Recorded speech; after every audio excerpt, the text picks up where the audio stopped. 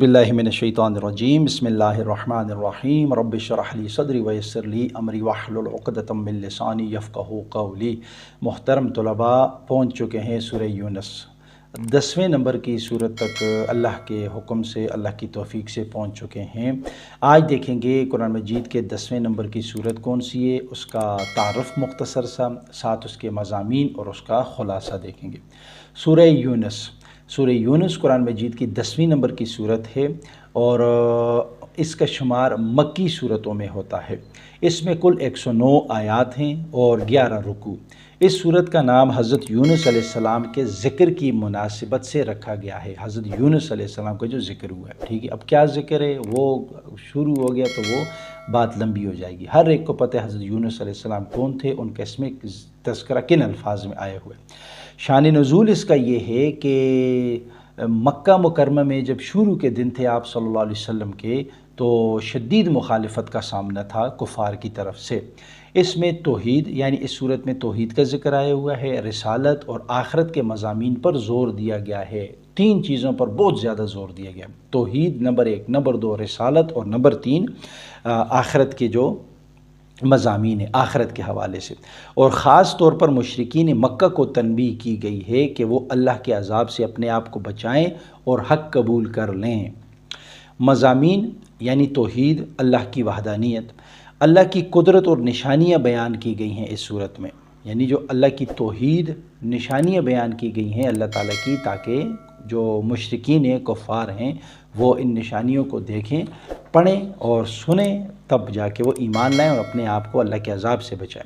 कैसे जी? सूरज के बारे में आया हुआ है, चाँद, ज़मीन, बारिश और कायनात के जो दूसरे जो मज़ाहिर हैं उसका तज़किरा यहाँ पे आया हुआ है।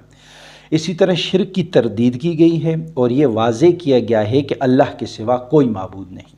शिर्क की तरदीद, अब देखें जहाँ भी हम मज़ामीन में देखेंगे, जितनी भी सूरतों के मज़ामीन में देखेंगे, उसमें हमारे पास शिर्क होगा, रिसालत होगा और क़यामत आखिरत के अहवाल होंगे। इन 3 चीज़ों पर बहुत ज़्यादा ज़ोर दिया गया।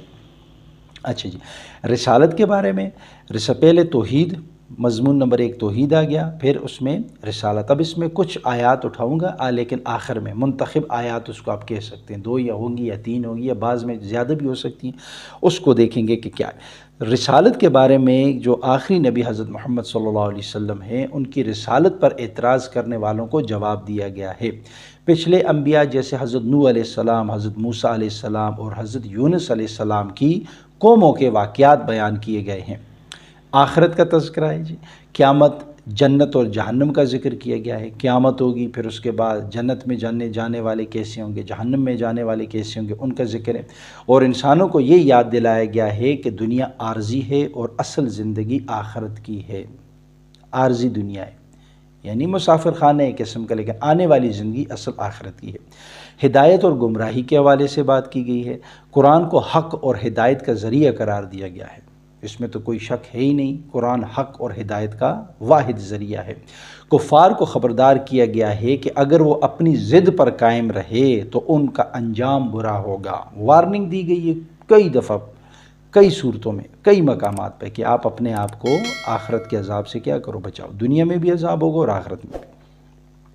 हज़रत यूनुस अलैहिस्सलाम का वाक़या, हज़रत यूनुस अलैहिस्सलाम का वाक़या बयान हुआ है कि उन्होंने तौबा की और अल्लाह ने उन पर रहम फरमाया। इससे ये पैगाम दिया गया है कि अगर कोई कौम अल्लाह की तरफ रुजू कर ले तो अज़ाब से बच सकती है। अच्छा जी, अब कुछ आयत ली हुई हैं जी, 3 आयत जब तर्जुमा करूँगा तो मुख्तलिफ़ जगह से उठाई हुई हैं, आपको क्लियर हो जाएगी बात। अच्छा जी, पहली है जी आयत नंबर 25 लिए, अल्लाह सुब्हानहू व तआला फरमाते हैं, और अल्लाह सलामती के घर यानी जन्नत की तरफ बुलाता है और जिसे चाहता है सीधे रास्ते की तरफ हिदायत करता है। यानी इसके पीछे क्या कि अल्लाह की तौहीद होगी, यानी अल्लाह पर ईमान होगा, भरोसा होगा, तो फिर अल्लाह क्या करेगा, और आमाल भी नेक आमाल होंगे तो अल्लाह जन्नत की तरफ बुलाता है और इन्हीं लोगों को हिदायत का रास्ता देता है। फिर आयत नंबर 57 जब हम पढ़ते हैं, पहुँचते हैं, तो उसमें लिखा है, ए लोगो, तुम्हारे पास तुम्हारे रब की तरफ से नसीहत आ गई है और दिलों की शफा और ईमान वालों के लिए हिदायत और रहमत है। यानी हुज़ूर सल्लल्लाहु अलैहि वसल्लम बज़ात ख़ुद और आप सल्लल्लाहु अलैहि वसल्लम पर जो कुरान नाज़िल हुआ वो ہدایت اور رحمت ہے۔ پھر آیت نمبر 61 تک جب پہنچتے ہیں تو اس میں لکھا ہوا ہے، اور تم جس حال میں ہوتے ہو اور جو کچھ قرآن میں سے پڑھتے ہو اور جو کچھ تم عمل کرتے ہو ہم اس وقت بھی تمہارے ساتھ ہوتے ہیں۔ تم جس حال میں ہوتے ہو، جو کچھ قرآن میں سے پڑھتے ہو اور جو کچھ تم عمل کرتے ہو، اللہ سبحانہ و تعالیٰ فرماتے ہیں کہ ہم اس وقت تمہارے ساتھ ہوتے ہیں۔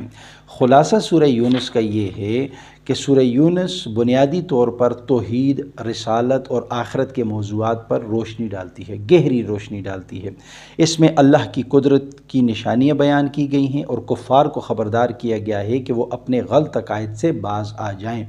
حضرت یونس علیہ السلام کے قصے سے یہ سبق دیا گیا ہے کہ اگر کوئی قوم سچے دل سے توبہ کرے تو اللہ اس قوم سے اپنا عذاب ٹال دیتا ہے۔